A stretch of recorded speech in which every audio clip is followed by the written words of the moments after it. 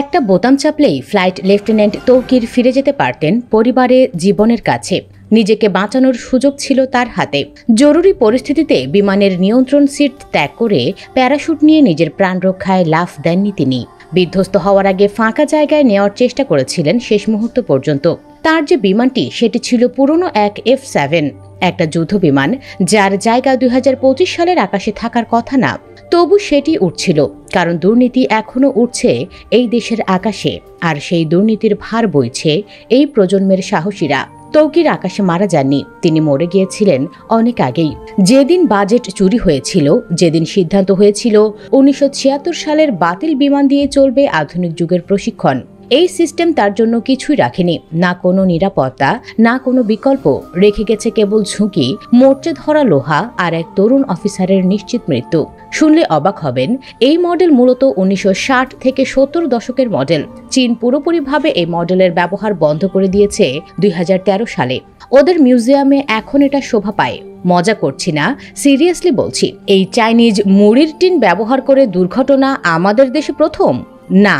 2008 সালে টাঙ্গাইলে squadron leader Morshed এই বিমান নিয়ে দুর্ঘটনায় পড়েন। প্যারাশুট দিয়ে বের হবার পরেও তিনি মারা যান। 29 জুন 2015-তে চট্টগ্রাম পতেঙ্গা সৈকতে তাহমিদ রহমান এই মডেলের বিমান নিয়ে নিখোঁজ হয়ে যান। বিমান ডুবে যায়।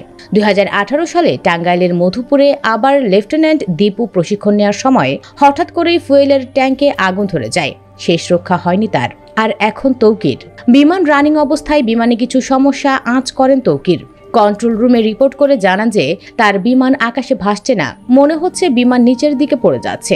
কন্ট্রোল রুম থেকে ইনস্ট্যান্ট রেসপন্স করে ইজেক্ট করার জন্য জানানো হয়। ফ্লাইট লেফটেন্যান্ট তৌকির শেষ মুহূর্ত অবধি চেষ্টা করেছিলেন বিমান বাঁচানোর জন্য, কিন্তু না নিজে বাঁচতে পারলেন, না পারলেন অগণিত বাচ্চাদের বাঁচাতে।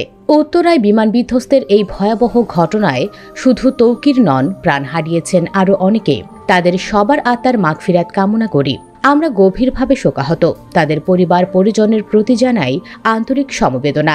আহত যারা হয়েছেন, আল্লাহ যেন তাদের দ্রুত সুস্থতা দান করেন, আর যেন কোনো তরুণ তৌকিরকে একটা মোর্চে ধরা বিমানের সঙ্গে জীবন বিসর্জন দিতে না হয়। আল্লাহ পাইলট, ফ্লাইট লেফটেন্যান্ট তৌকির সহ যারা মারা গেছেন সবাইকে জান্নাত নসিব করুক। আমিন আমিন। ভিডিওর কমেন্ট বক্সে কমেন্টে দোয়া করে আমিন লিখুন। ভিডিওটি লাইক, শেয়ার করে ও পরবর্তী আপডেটের জন্য আমাদের সাবস্ক্রাইব করে আমাদের সাথেই থাকুন। ধন্যবাদ।